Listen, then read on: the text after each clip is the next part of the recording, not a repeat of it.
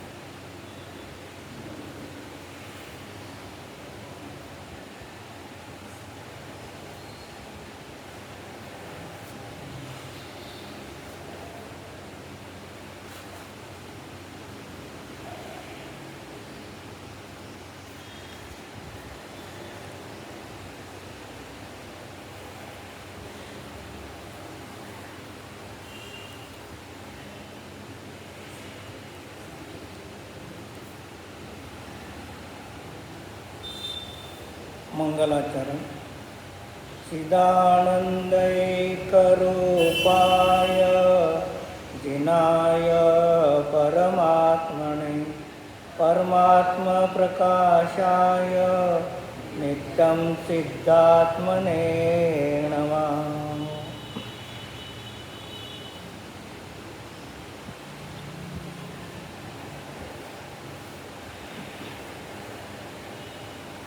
पान नंबर 52,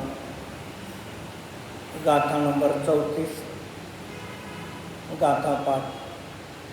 देह वसंतु विनविचिवई नियमे देहे विजोजी देहे चित्पै जोई नवी मुनि परम पौसोजी जो देह में रहता हुआ भी देह को छूता नहीं, ना देह भी जिसको छुए तो मान परमात्मा वही।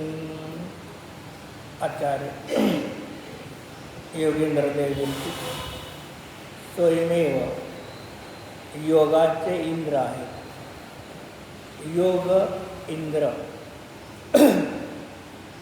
मन वचन काया जे योग आहे त्याला जिंकलेले आहे, म्हणून आगम भाषेने योगेंद्र देव आहे। निश्चय न्यायाने आत्म्याचा स्वभाव निर्योगत्व आहे। मग निश्चय आणि निर्योगत्व आत्म्यामध्ये राहिल्यामुळे योगावरती स्वयं आपल्यापण विजय प्राप्त झालेला आहे असे योगेंद्रदेव आचार्य गाथेमध्ये आपल्याला सांगत आहे। शुद्ध आत्मा शरीरापासून भिन्न आहे, तो शरीराला स्पर्श करत नाही आणि शरीर आत्म्याला स्पर्श करत नाही। जे दोघांचं क्षेत्र प्रत्याशक्ती एका क्षेत्रामध्ये आहे, पण दोघेही स्वतः स्वतंत्र भिन्न आहेत। असं स्व आणि पराचं भेद विज्ञान आचार्य आपणाला करून देत आहे। त्यांचे वाचक शब्द ऐकून वाच्य रूपाने आपण त्या पदार्थाला जर ग्रहण करू, ज्ञानामध्ये समारोपाने रहित जाणून आणि त्याच पदार्थाचे श्रद्धान केले आणि ज्याचं जाणलं, ज्याचं श्रद्धान केलेलं आहे त्याचं जर ध्यान केले तर आपणही काय होतो, पर्यायामध्ये एक क्षण मात्र योगींद्र देव होतो। आपण आपल्या स्वतःच्या शुद्ध आत्म्याला जाणत असताना आपल्याही निश्चय न्यायाने आपल्या आत्म्यामध्ये देहयोग नाही. मग असा निर्योगत्व आत्म्याला आम्ही ज्यावेळेला एक क्षण अनुभव करतो त्यावेळेला आपला आत्मा स्वयं कसा आहे, योगींद्र आहे आणि देव आहे. कारण आपलाच आत्मा आपल्याला आपल्या अंतरंगातून सम्यक दर्शनाच्या प्राप्तीपासून मोक्ष देणार आहे. म्हणून या अपेक्षेने योगींद्र देव आपणच आहोत निश्चय न्यायाने.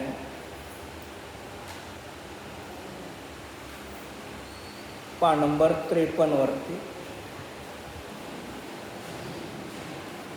जो शुद्ध आत्मा की अनुभूति से विपरीत क्रोध मान माया रूप विवाह परिणाम है, उनसे उपार्जित किए शुभ अशुभ कर्मों के द्वारा बनाए हुए देह में अनुपचरित अत्यद्भुत व्यवहारने से बसता रहता हुआ भी निश्चय नए की अपेक्षा से देह को नहीं छूता, उसी प्रकार देह भी जिसे नहीं छूता उसे तुम परमात्मा जानो. 53 पानावर, उसी स्वरूप का वीतराग निर्विकल्प सदमादि में स्थित रहकर चिंतन करो. मग जो शुद्ध आत्म्याची अनुभूती याच्या विपरीत काय आहे, क्रोध मान मायालोभ विभाव परिणाम. मग जेवढेही विभाव परिणाम होतात ते विभाव परिणाम पर्यार्थिक ज्ञानाने आपलेच आहेत.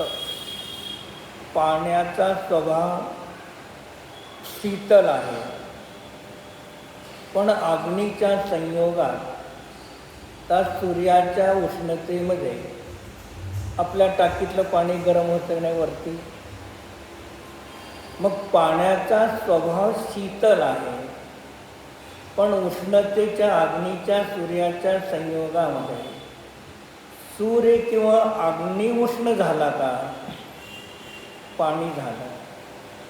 म्हणून जलाच्या स्वभावामध्ये जसा शीतलपणा त्याचा स्वभाव आहे, तसं पराच्या संयोगामध्ये उष्ण होणं तो जलाचाच विभाव स्वभाव आहे.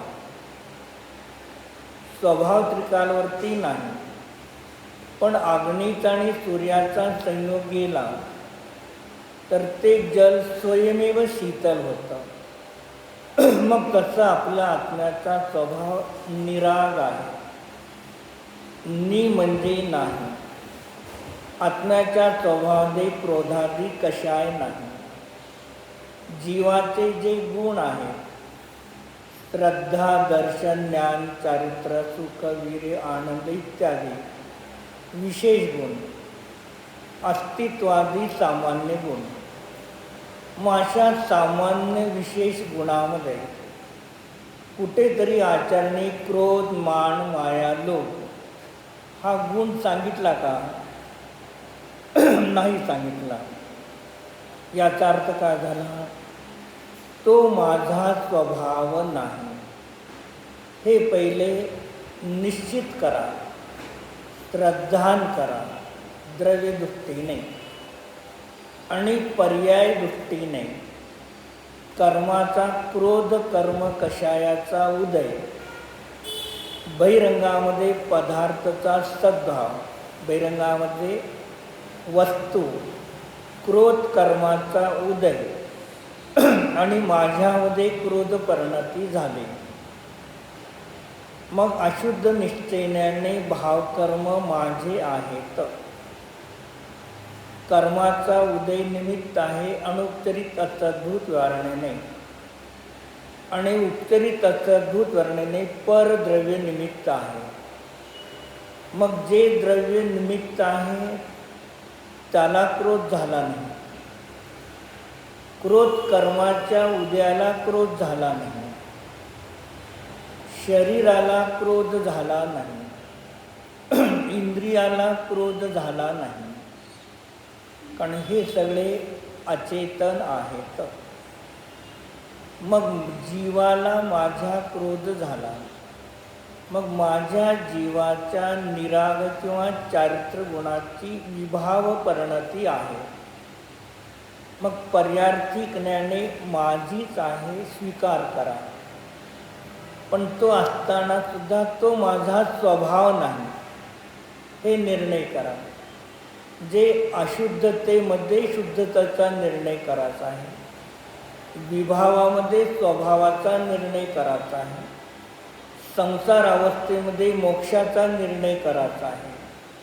मग जो अशा प्रकारे श्रद्धा निर्णय करेल तोच जीव सम्यदृष्टी बनू शकतो.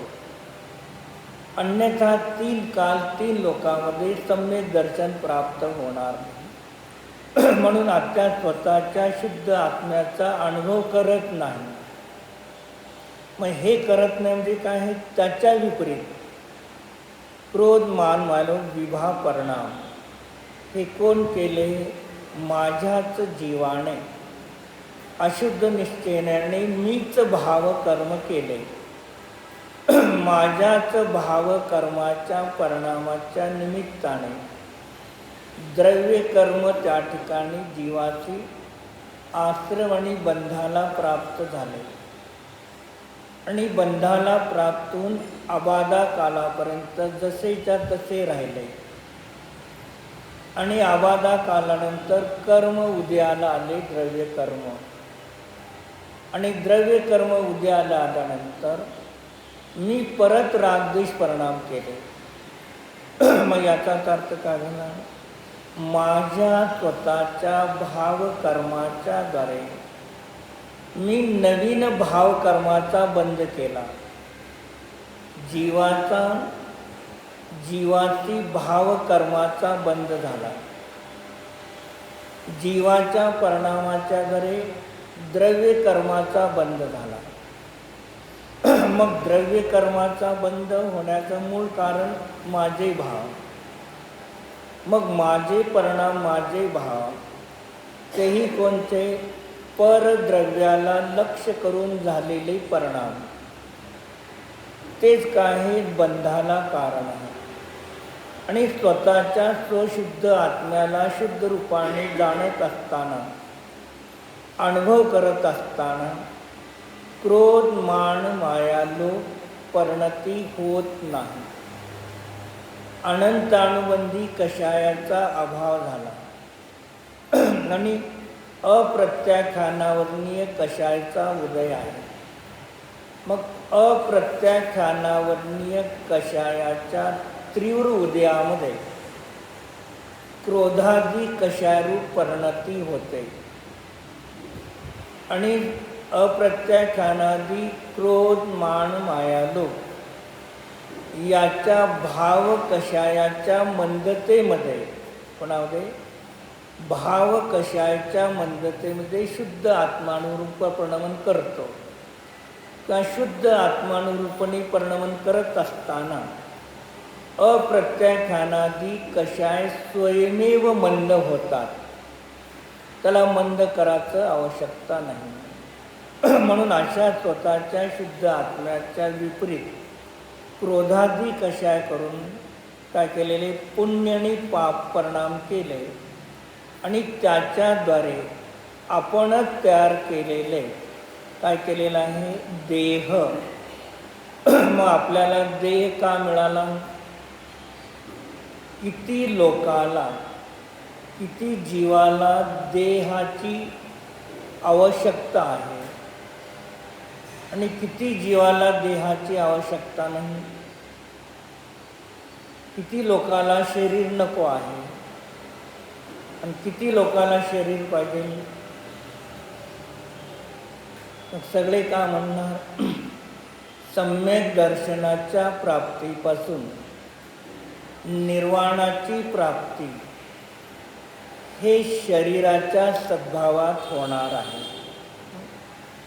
मग तपश्चर्या शरीर करतं का? तपश्चर्याचे परिणामाच्या जरी तपश्चर्या होते. परिणामाच्या द्वारे. मग याचा अर्थ काय झाला? सम्यक दर्शनाच्या प्राप्तीपासून मोक्ष प्राप्तीपर्यंत शरीर तुम्हाला कोणत्याही कामाला येत नाही. हे निर्णय करा. जीवाचे परिणाम होत असताना शरीराचा सद्भाव आहे, शरीरामध्ये क्रिया दिसून येते, पण जीवामध्ये भाव झाल्याशिवाय शरीरामध्ये क्रिया दिसणार का? समजा एखादा व्यक्ती जिवंत आहे, त्याने म्हणले की आज अष्टमीला मी उपवास करणार. मग परिणाम जीवाने केले आणि त्या दिवशी शरीराला आहार दिला नाही. मग परिणाम झाल्यानंतर आहार देण्याची क्रिया बंद झाली की नाही? आणि एक व्यक्ती अष्टमीला मेला, तो म्हणतो का मी आज उपवास करतो, एकासन करतो, पण परिणामच नाही, तर शरीरामध्ये क्रिया दिसून येणार नाही. मग आपल्याच स्वतःच्या परिणामाच्या द्वारे आपल्याला अनादी कालापासून आजपर्यंत शरीर प्राप्त होत आहे. कुणाच्या द्वारे? माझ्या परिणामाच्या द्वारे मला शरीराची उत्पत्ती झालेली आहे. लोहचुंबक इथे आणि ते टाचणे आहे. लोहचुंबक टाचण्याला ओढून घेतो का नाही? घेत नाही. काय? लोहचुंबक इथे आणि टाचण्या इथे आहे, तर लोहचुंबक त्याला ओढून घेत नाही. सिद्धांत आहे. लौकिक व्यवहारामध्ये काय म्हणणार? ऑफिसमध्ये छोटासा डब्बा असतो, टाचण्या खाली असतात. एक टाचणी संपली की वरती एक टाचणी, तिथे वरती लोहचुंबक असतं. मग लोहचुंबकाने टाचण्याला ओढून घेतलं, व्यवहार आहे. मग ज्या ठिकाणी लोहचुंबका तिथे टाचण्या आहेत, तिथे छोटे छोटे वाळूचे कण आहेत. मग त्याला ओढून घेतो का? का घेत नाही? टाचण्याला ओढून घेतो, वाळूच्या कणाला ओढून घेतो का? बीडचा तुकडा ठेवला तर बीडच्या तुकड्याला ओढून घेतो का? नाही. लोखंडालाच ओढून घेतो. त्या लोहचुंबकापाशी सुवर्ण ठेवा, ओढून घेतो का? नाही. कारण त्या सुवर्णामध्ये आकर्षित होण्याचा अनआकर्षितपणा स्वभाव आहे, जे लोहचुंबकाच्या जरी ओढला जात नाही. पण अनआकर्षितपणा सुवर्णामध्ये आहे. म्हणून लोहचुंबक आपल्या आपल्या ठिकाणी आपल्या आपल्या शक्तीने आपल्यामध्ये विराजमान आहे. आणि इथे ठेवणाऱ्या टाचण्या तिथे गेल्या. क्रिया कोणामध्ये झाली? टाचण्यामध्ये, सुयामध्ये क्रिया क्षेत्रांतराची झाली. मग कोण कुठे गेलं? टाचण्या. बरोबर. जे लोहचुंबकाने टाचण्याला ओढून आणलं नाही, तसं जीवाने आपल्यामध्ये आपले परिणाम केले. ते कर्म तुमच्या परिणामामुळे आले नाहीत. मग त्या कर्मामध्ये काय आहे? क्रियावर्ती शक्ती आहे. 6 द्रव्यामध्ये 2 द्रव्यामध्ये क्रियावर्ती शक्ती आहे. एका क्षेत्रावरून दुसऱ्या क्षेत्रामध्ये गमन करणे, हे क्रियावर्ती शक्ती. आपण सर्वजण घरून आलो, मग आपलं शरीर, आपले वस्त्र, पायामधले वाहन, मग आत्मा आणि शरीर दोघं आले का फक्त एकच आला? मग आत्म्याने शरीराला आणलं का शरीराने आत्म्याला आणलं?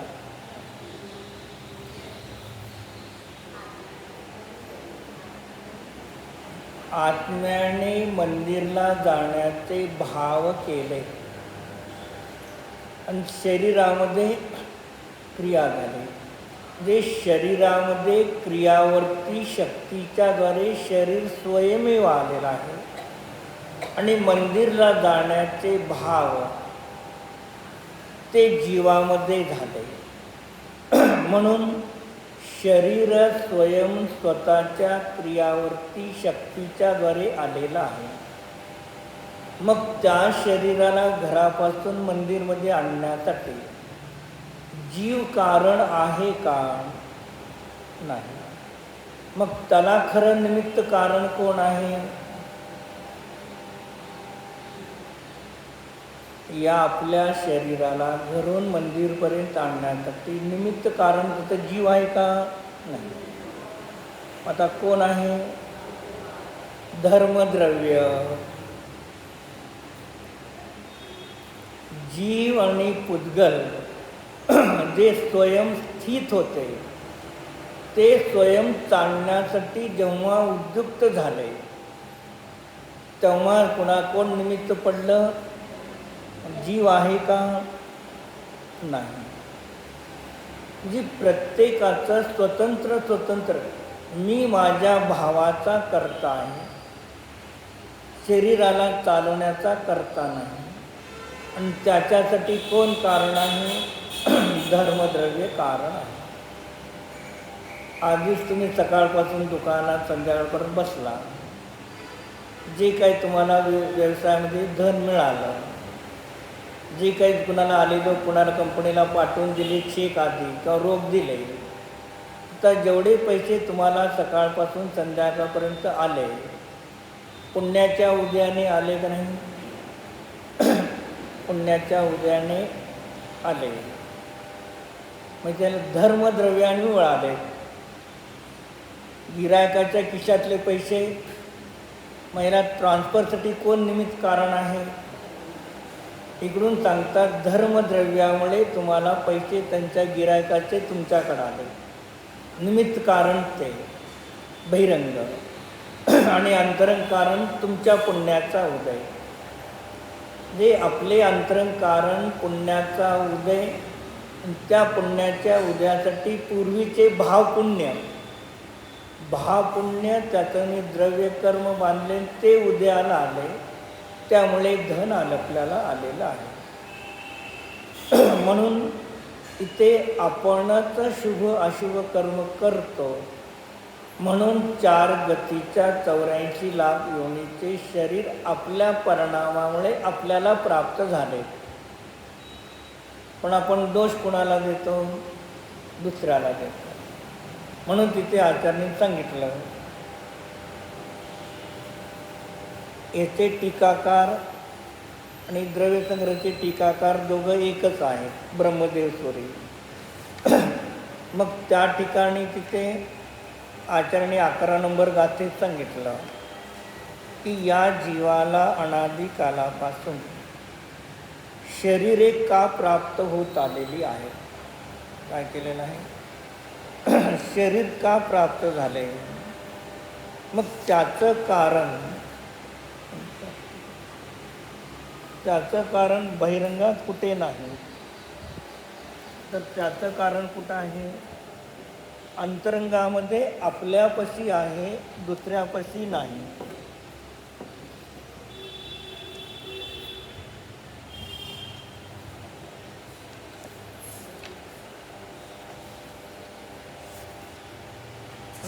आजपर्यंत आपण दुसऱ्याला जे दोष देत आलो, हे देवगुरु शास्त्राच्या सानिध्यातून आपण आपल्यामधले दोष बाहेर काढण्याचा प्रयत्न करावा.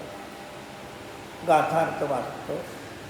पृथ्वी, जल, अग्नि, वायु और वनस्पति आदि विविध प्रकार के स्थावर एकेंद्र जीव है और शंख आदि 2, 3, 4 तथा 5 इंद्रले त्रस जीव है.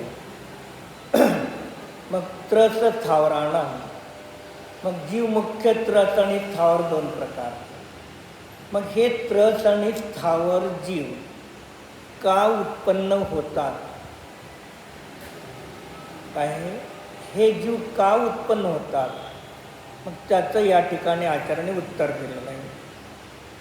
आदि पदों की व्याख्या की जाते.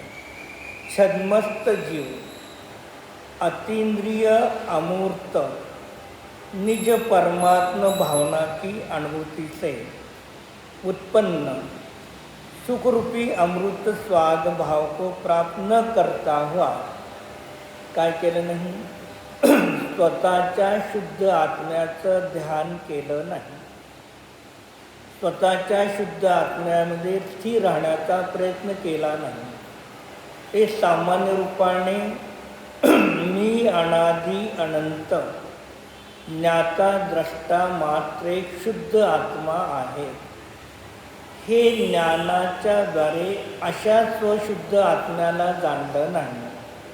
हे नास्ती रूपाने कारण सांगितलं. मग काय केलं, इंद्रिय सुख तुच्छ होने पर भी उसकी अभिलाषा करता है.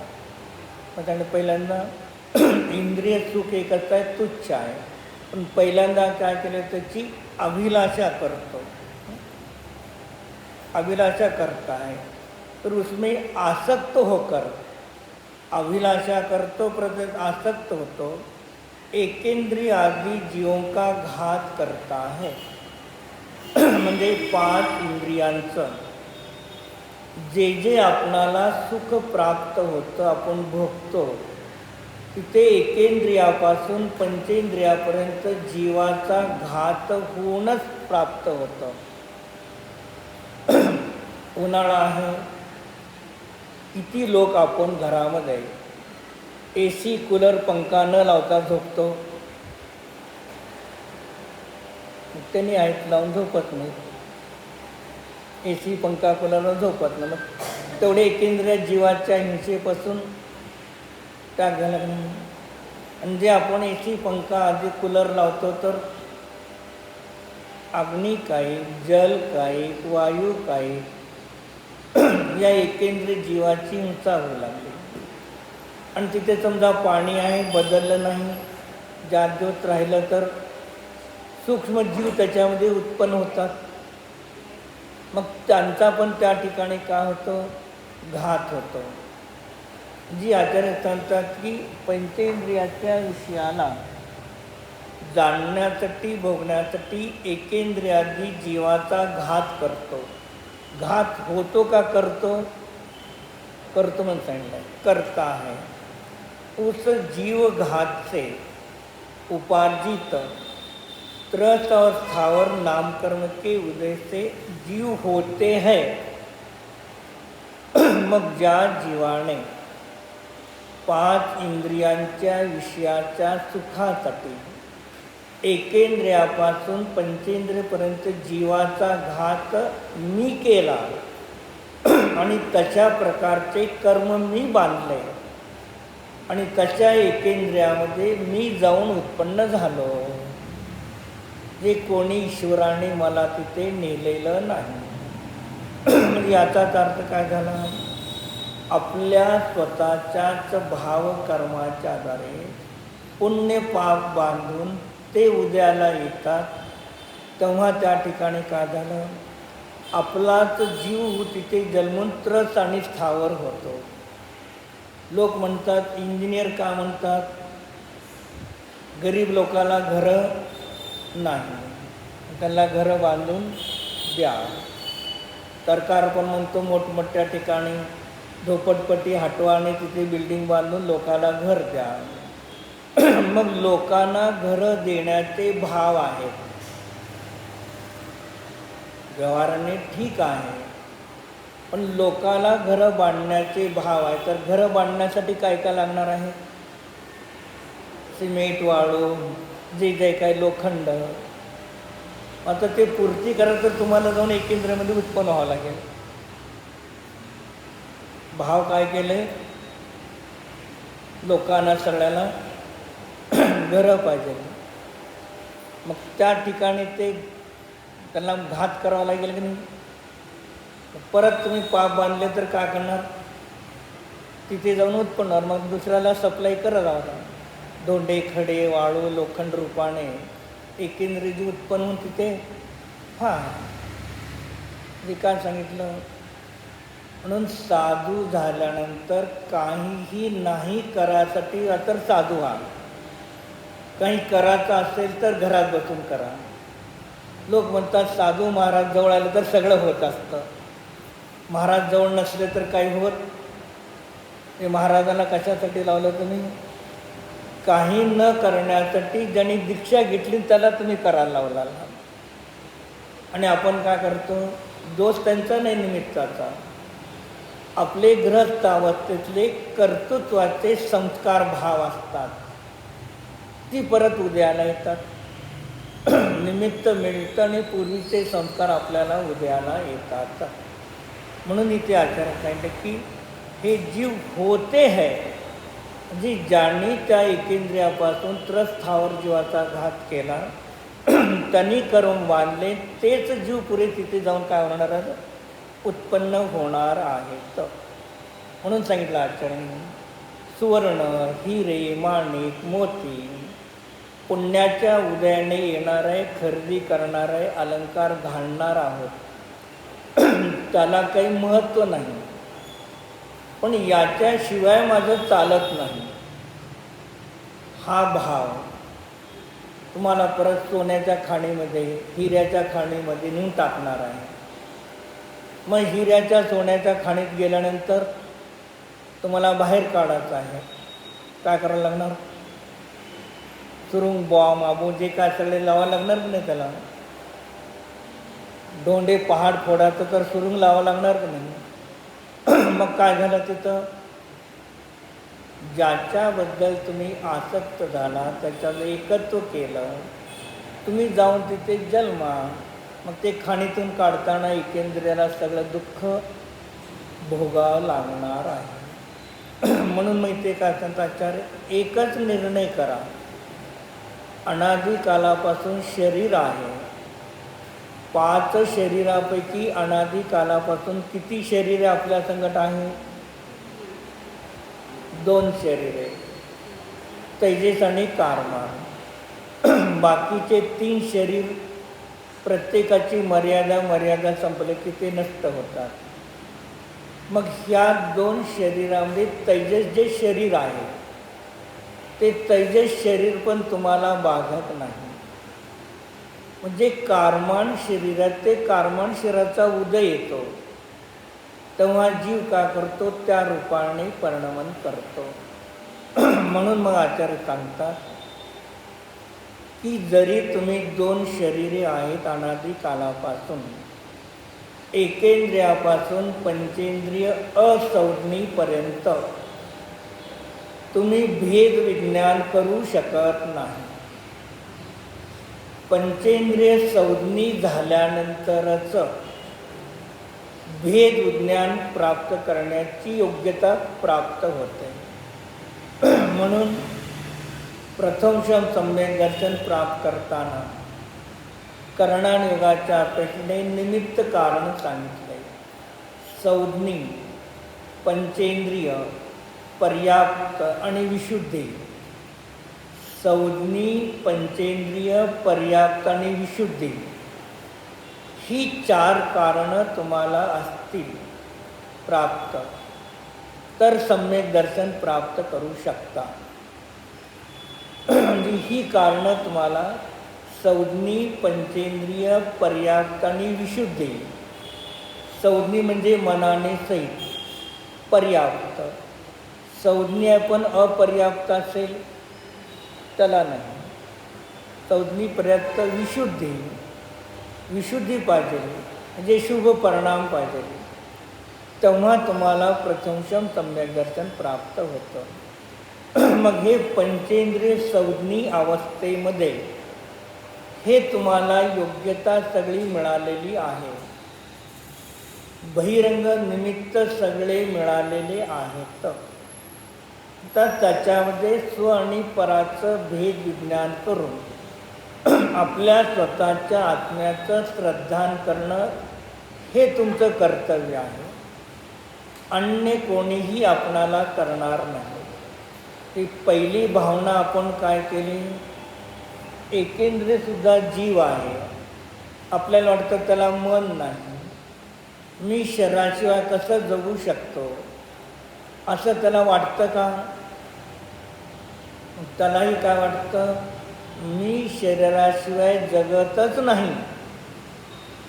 असंज्ञ असला तरी समजा आपण एखादा भाजी आणली, कधी हरभऱ्याचा हरभरा आणला ओला, मग भाजी निवडता एखादी छोटीशी आळी बाहेर पडली, मग त्याला तुम्ही धरायला गेला कागदावर, ती काय करते, उडी मारून जाते का? तिला पण मध्ये शरीर माझं आहे, खाली मन नाही, पण ज्ञान तिथे काम करतं ना. जुरळ्याला पकडायला जावला, मुंगीला पकडायला जावा, ते पळतात का नाही?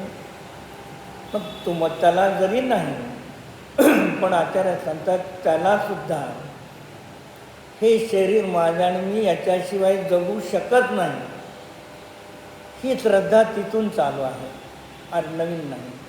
आणि याला कांड मिथ्यात्वाचे दोन भेद केले नाही, अगृहीत मिथ्यात्व आणि गृहीत मिथ्यात्व.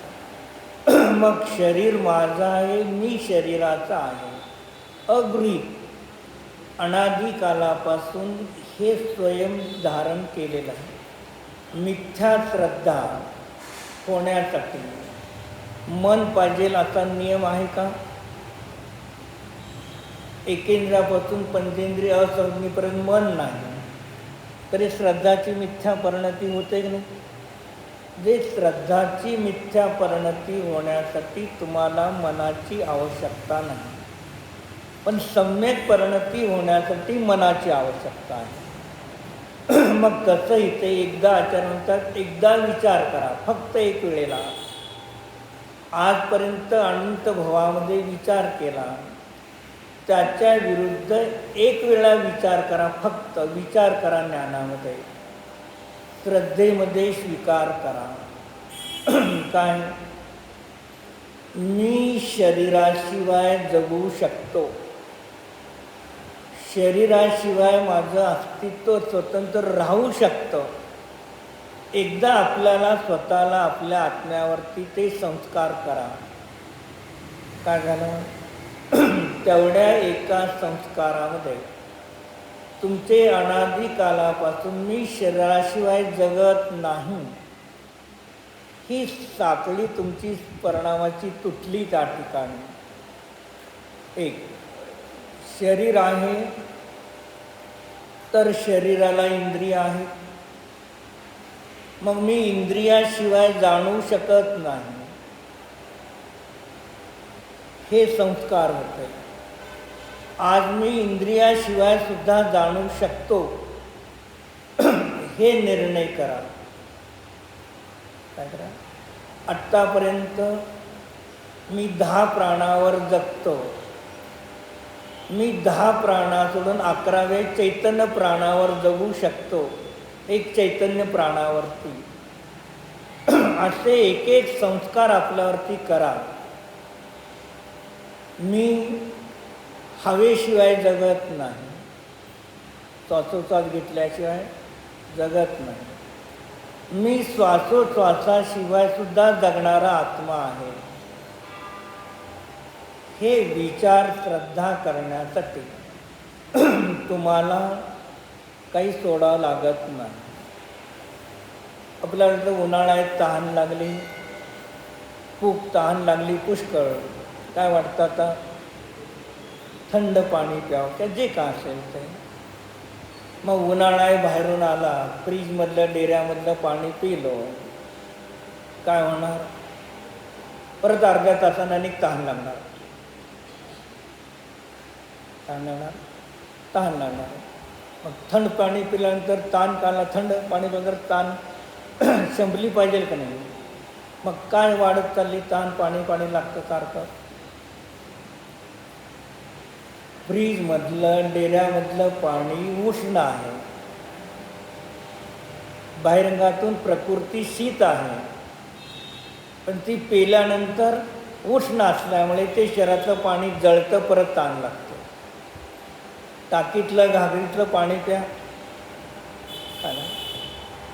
मी 11ला 11:30 12ला जेवण करून पाणी पिलं तर संध्याकाळी 6पर्यंत पाणीच लागत नाही. पिपामधलं टाकीतलंच पाणी पितो, न डेऱ्यातलं पित नाही, फ्रीजलं पित नाही. निसर्गाचं पाण्यामध्ये त्याचा स्वभाव ते तुमची शांत करताना ताण लागू देत नाही. पण आपण काय करतो, फ्रीज बघा, गाठली काढा, ह्याच्यात ते थोडं मिक्स करा किंवा डेऱ्यातलं घ्या. ती तुम्हाला म्हणजे उष्णता आहे तर तिथे काय होतं, मग तहान लागली. मी पाणी न पितासुद्धा जगणारा आहे असा पहिले विचार करा, नंतर पाणी ते काय बिघडणार नाही. आत्म्याचे संस्कार करून नंतर तुम्ही ग्रहण करा व्यवहाराने, नको म्हणत नाही. भूक लागली, दीपा तुम्ही अष्टमी चतुर्थीला उपवास केला, भूक लागते का नाही, खाता का नाही? मग एक दिवस नाही खाल्ला तर दुसऱ्याशी तुम्ही स्वर्गात गेला का? घरात आहे का नाही? एक दिवस न खाता सुद्धा मी, हे आपल्याला जीवनामध्ये प्रॅक्टिस दिसतं, की एक दिवस न खाता सुद्धा मी जगू शकतो. त्या दिवशी जेवण केलं नाही, पाणी पिलं नाही, काही नाही, तरी मी मेलो नाही. याचा अर्थ काय झाला? शरीर, इंद्रिया, अन्न, पाणी, हवा आदी याच्याशिवाय मी जगू शकत नाही. एप्रिल मे महिन्यात जावा रस्त्याला, एक बाया दगडा रस्त्याला धोंडे, काळे धोंडे फोडतात आणि रस्त्यावरती धोंडे टाकतात. त्यांना ऊन लागतं का नाही? आणि आपल्याला घरात बसून लागतं, त्यांना रस्त्यावरती मग सहन करते का नाही? मग ते पण आपल्यासारखे जीव आहेत का नाही? म्हणजे मला काहीही सहन होणार नाही हे भावनेने बसलो. परवा आम्ही लग्नाला गेलो, मग शनिवारी संध्याकाळी भोजन झालं, पाणी पिलं. मग रविवारी आता अक्षिदा होता तर 10 10:30च्या 11पर्यंत जेवण करून मोकळं झालं. मग आता संध्याकाळी आमचे घरचे म्हणले पाणी प्या, पाणी प्या. म्हणलं राहू दे, म्हणलं का आवश्यकता नाही. तर त्यांची प्रकृती साथ देत नाही, मी पाणी पिलो नाही. त्यांना काय आहे, उन्हाळा आहे, काल लवकर जेवला तर संध्याकाळीचं पाणी नाही तर नारळाचं तर पाणी घ्या. मला जेव्हा वाटेल तळाला बघू, जोपर्यंत शरीर काम करतं ना तोपर्यंत जाऊ दे. जे शेवटी कुणाला करायचं आहे, आपले परिणाम आपल्याला दृढ करायचं आहे. ठीक आहे, आता एकदमच अचानक काय प्रकृती बिघडली, काय झाली, आवश्यकता तर तळाला बघू ना. पण जोपर्यंत शरीर तुमचं साथ देत आहे तोपर्यंत करा. मग शरीर साथ देताना तुम्ही केलं, पुण्य झालं का पाप झालं? पुण्यामुळे तुम्हाला पुढे शरीर साथ देणार का प्रतिकूल येणार आहे? मग संपलं. हे नियम आहेत. पुण्याने पुण्य वाढणार आहे, पुण्य उद्याला घेऊन तुम्हाला अनुकूलता येणार आहे. मग म्हणून ठीक आहे, भाव आहेत लोकांचे तुमच्याबद्दल, पण आपलं शरीर आता 50 वर्ष झालं साथ देतं. मिलमध्ये आधीच किती होती उष्णता? 70 ते 75 डिग्री उष्णता तिथे होते. आणि तिथे 30 वर्ष काम करून एकासन केलं मी. आता बाहेर तर तेवढी नाही, 40, 35, 38, 40 आहे. मग तिथे फर्स्ट, सेकंड, थर्ड तिन्ही शिफ्ट केले. म्हणजे सकाळी 12ला भोजन करून रात्री 12ची ड्युटी करून केले. काही आत्मिक बल, श्रद्धा तुमचं काम करतं. जेवढी तुम्ही ज्ञान वाढेल, श्रद्धा वाढते. श्रद्धा झालं की शरीर आपोआप तुम्हाला अनुकूल येतं. जी एकदाच संस्कार करा, मी शरीराशिवाय राहू शकतो, इंद्रियाशिवाय जाणू शकतो, अन्न पाणी हवाशिवाय मी जिवंत राहू शकतो, घराशिवाय मी राहू शकतो, कुटुंबाच्या लोकांशिवाय राहू शकतो, गाडी सायकलशिवायसुद्धा मी राहू शकतो. एवढे विचार तर करा आज. आणि हेच विचार तुम्हाला उद्या मुनी झाल्यानंतर तिथे कामाला येणार आहे. म्हणून कर्म स्वयं आले, मी कर्माला आणलं नाही. लोहचुंबक आपल्या ठिकाणी आहे. लोहचुंबक आल्याने सुई आणि टाचणे लोहचुंबकाला चिपकल्या. लोहचुंबकामध्ये प्रवेश केले का?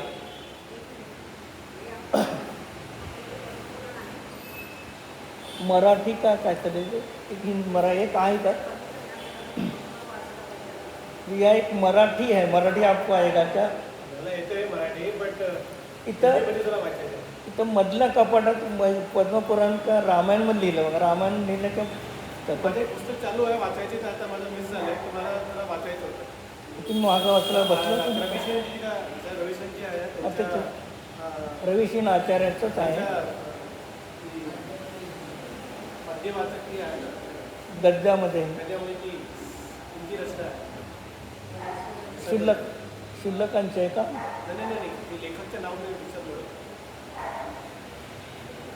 तुम्ही एकदा मागं वाचवता तर मी कुठे ठेवला तुम्ही एकदा बघितलं पण ती नाही होतं. बरं, आता मग काय आहे त्यांनी वाचत होते एकदा मी बघितलं. संध्याकाळी ठीक आहे. त्यांनी कुठे तर ठेवले त्यांना ते मिळेना तिथं. म्हणजे त्या सुया टाचण्या लोहचुंबकाच्या क्षेत्रात आलेल्या आहेत, पण लोहचुंबकामध्ये प्रवेश केला नाही आणि लोहचुंबक टाचण्यामध्ये प्रवेश केला नाही. मग एक लोहचुंबकाला एक सुई टाचले तर त्या दुसऱ्या टाचणीला खाली लावले तर लोहचुंबक आला. मग या लोहचुंबकातलं लोहचुंबक या दुसऱ्या टाचणीत आलं आणि ते तिसऱ्या टाचणीला त्याला पकडलं. त्या पहिल्या टाचणीमध्ये लोहचुंबक कुठून आलं?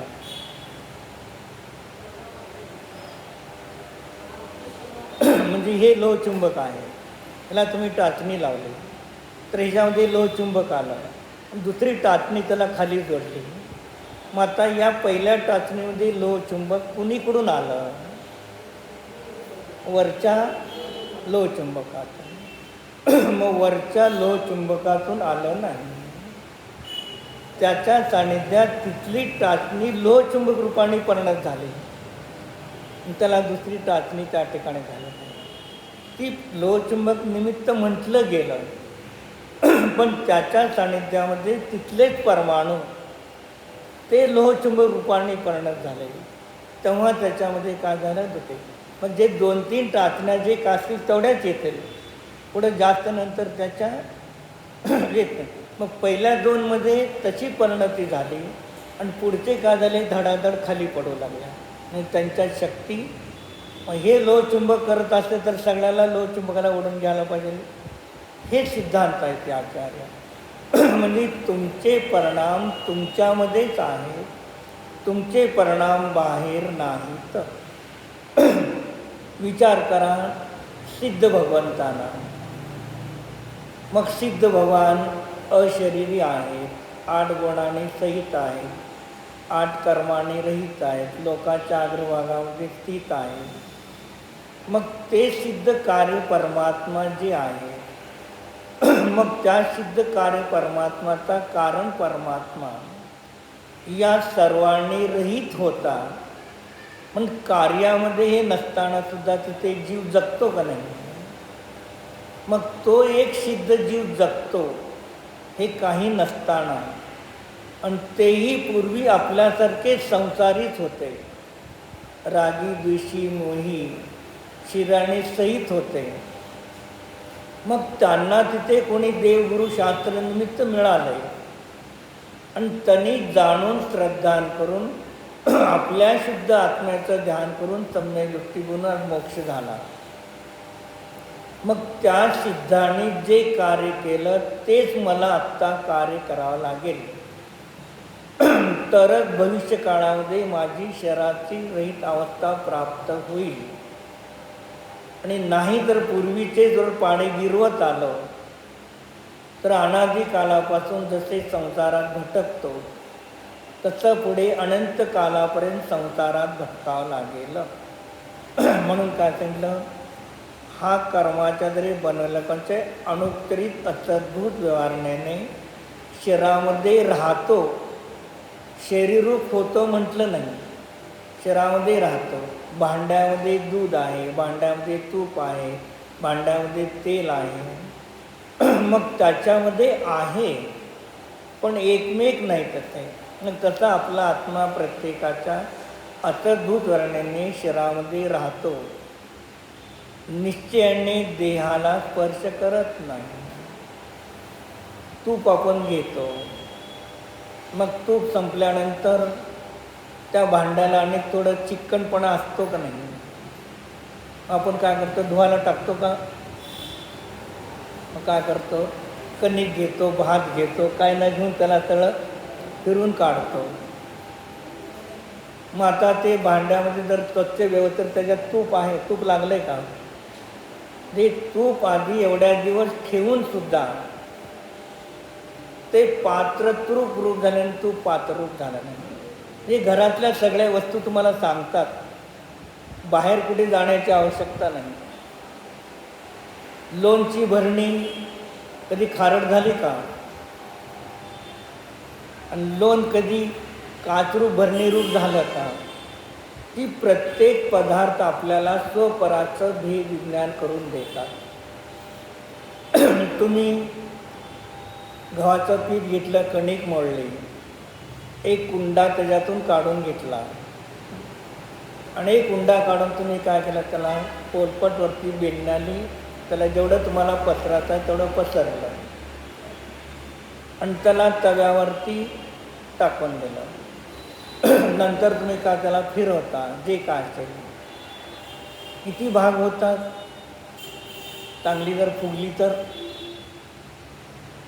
मग 2 भाग कुठून आले? एक तर तुम्ही गुंडा घेतला होता, गुंडा एक होता, 2 आले कुठले? सांगा मला. मग त्यामध्ये 2 फुगलेले आहेत, मग पातळ भाग वर असतं का जाड भाग वर असतो? कोण केलं तिथं? हे सगळं तुम्हाला घरात मी सगळं समजदार, सगळे ग्रंथ मला तिथे दिसतात. शास्त्र तर आहेच, पण हे शास्त्र तिथे बघा. म्हणजे हे सगळं आचार्य आपल्याला सांगतात, जगातली प्रत्येक वस्तू तुम्हाला गुरु बनण्यासाठी निमित्त कारण आहे. तुम्ही शिष्य बनायचं की नाही तुमच्यावर अवलंबून आहे. आपण भरणीला टोपण लावतो, भरणी अचानक फुटली, मग ती भरणी काचाची टाकून देतो, टोपण राहू दे कशाला तर झाकता येत आहे. मग तिथे टोपण आणि झाकण 2 वेगळेच होते की नाही?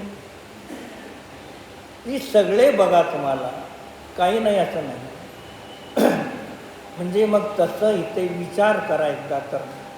पण ध्यानाला बसल्यानंतर नास्ती रूपाने विचार करा. मी 5 शरीराने रहित आहे, अन्न पाण्याने रहित आहे, श्वासोश्वासाने रहित आहे, कुटुंब परिवार घरदाराने रहित आहे.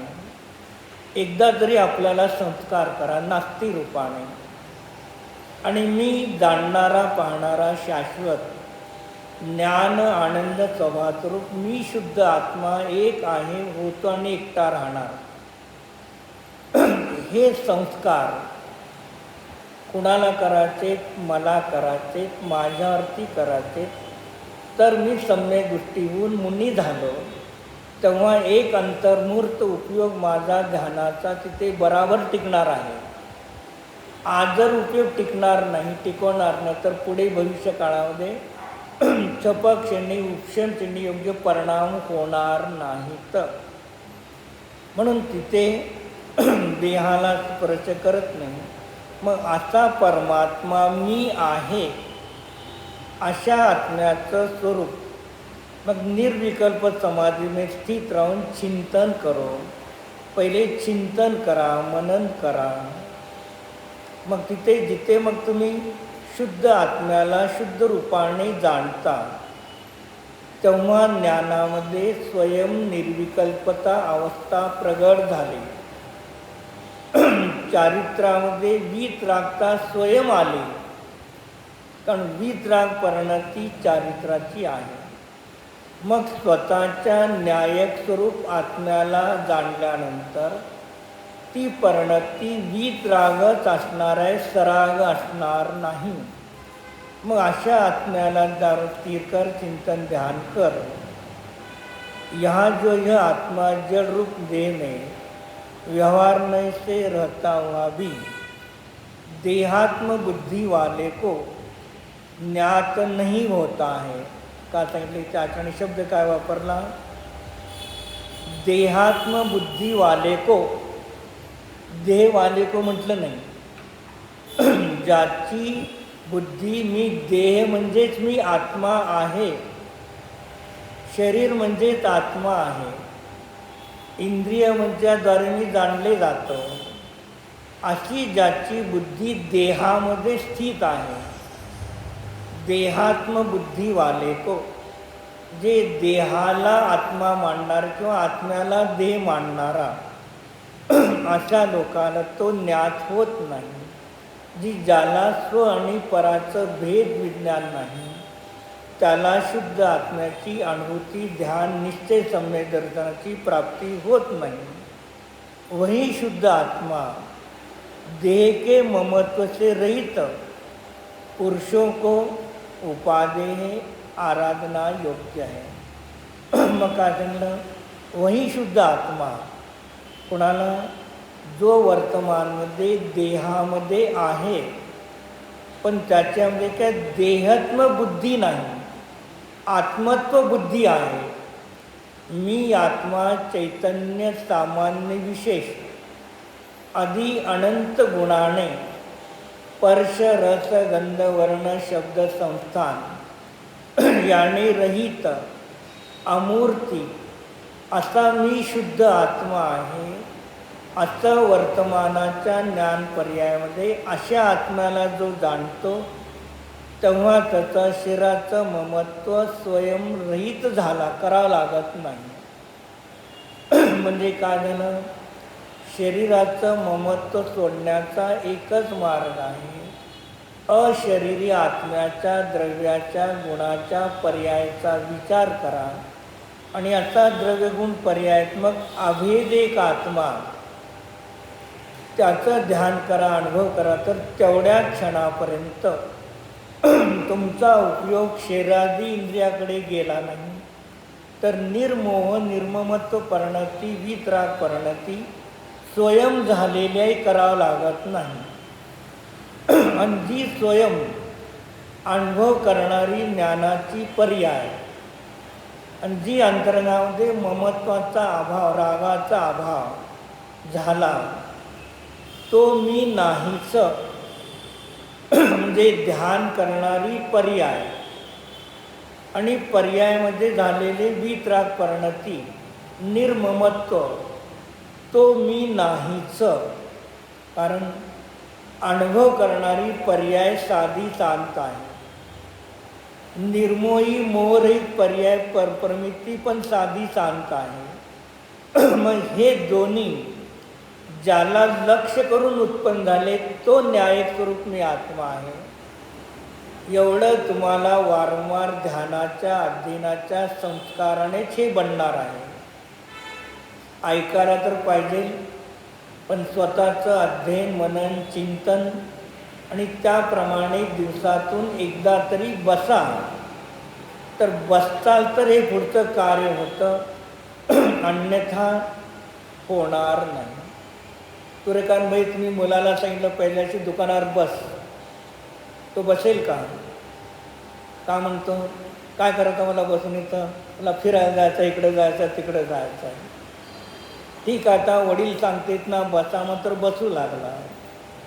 मग बसू लागल्यानंतर जो पहिला धंदा तर बसलेला आहे आणि धंदा व्यवस्थिशीर चालू लागला, तर दररोज काय बघायला मिळतं त्यांना? उद्या नको म्हणलं तर दुकानावरती, तर हे एक दुकान आहे, पहिल्यांदा नको वाटेल, पण वारंवार बसा, चिंतन मनन करा. जी आज शांती येईल ना, मग परत मी माझं सांगतो, कधी कधी 10 सव्वा तास 1.5 तास ध्यानाला बसतो, नको वाटतं उठायला, तरी पण क्षोभक्षम ज्ञानाची योग्यता आहे. थोड्या काळानंतर ते ज्ञान बदलतं. म्हणजे ती सवय लागली ना आतमध्ये, तिथून बाहेर यायला नको वाटतं, पण तेवढा पुरुषार्थ आपला राहत नाही. जसं ते बहिरंगातलं दुकान आहे, तसं आपला आत्मा अनंत गुण त्या दुकानातले वस्तू आहेत आणि आपली ज्ञान पर्याय त्याचा गिरायक आहे. गिरायक पण आपण, मालक पण आपण, फायदा आपणच आहे. बहिरंगात तर तुम्हाला व्यापाऱ्याकडून माल आणावा लागेल, ठेवावा लागेल, पैसे गुंतवावे लागतील. जेव्हा माल जाईल तेवढा फायदा आहे. तिथे ज्या क्षणात तुम्ही आत्म्याला शुद्ध रूपाने जाणलं त्या क्षणात तुम्हाला फायदा आहे. बाहेरून आणायचं नाही, वाट बघत बसायची नाही. एवढा सोपा धंदा, सरळ व्यापार सिद्ध भगवान करतात काही नसताना. आणि आपल्याला कठीण वाटतं, तर आचार्य आपल्याला प्रत्येक ठिकाणी सोपं, सरळ आणि सहज आहे हे बिंबत आहे. आणि आपण आपल्याला स्वतःला देवगुरुशास्त्राच्या सानिध्यामध्ये आपण आपल्याला अशा प्रकारे बिंबवा, त्या प्रकारे परिणती करत राहा, तर एक दिवस आपल्याला सुद्धा हे योग्य वाटेल. हो.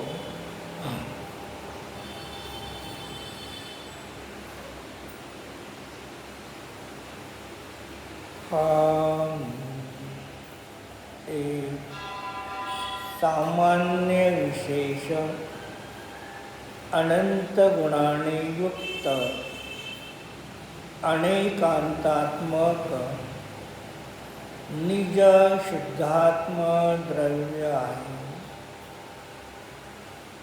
हा मी अस्तित्वादी अनंत सामान्य गुणाने युक्त निज शुद्धात्म द्रव्य आहे.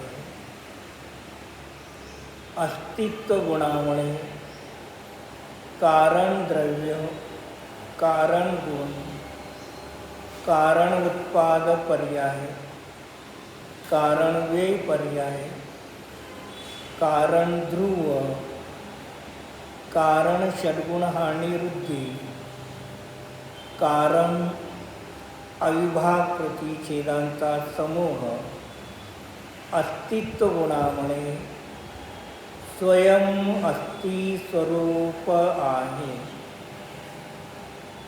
हा मी वस्तुत्व गुण स्वरूप आहे. वस्तुत्व गुणाच्या द्वारे मी माझीच जाणण्याची, पाहण्याची क्रिया करणारा आहे. मी जाणणे पाहणे सोडून अन्य क्रिया करीतच नाही. हा माझा द्रव्यत्व गुणाचा स्वभाव आहे. वस्तुत्व गुणाचा स्वभाव आहे. द्रव्यत्व गुणाच्या द्वारे प्रतिसमयाला परिणमन करीत असताना सुद्धा मी ध्रुव, शाश्वत, नित्य आहे. हा मी प्रमेयत्व गुण स्वरूप आहे. प्रमेयत्व गुणाच्या द्वारे मी माझ्या प्रमाण ज्ञानाच्या द्वारे जाणीवेत येणारा आहे. प्रदेशत्व गुण स्वरूप आहे. प्रदेशत्व गुणाच्या द्वारे चैतन्य अमूर्तिक नियत शुद्ध असंख्यात प्रदेशी निज शुद्धात्म द्रव्य आहे. अगुरु लघुगुण स्वरूप आहे. माझे द्रव्य गुण पर्याय अविभाग प्रतीचे षड्गुण हानी वृद्धी यामध्ये काहीही कमी होणार नाही, वृद्धी होणार नाही. माझे अन्य द्रव्यरूप माझ्या रूप होणार नाही. मी अन्य द्रव्यरूप होणार नाही. चैतन्य ज्ञान दर्शन आदी अशा सामान्य विशेष गुणाच्या द्वारे मी अनादि अनंत शुद्ध न्यायक स्वरूप आत्मा आहे.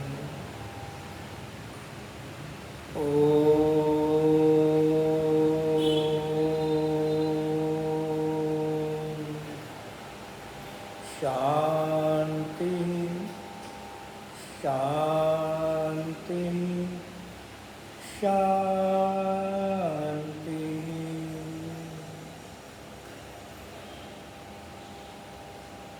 विचारछं नमो अरिहन्ताणं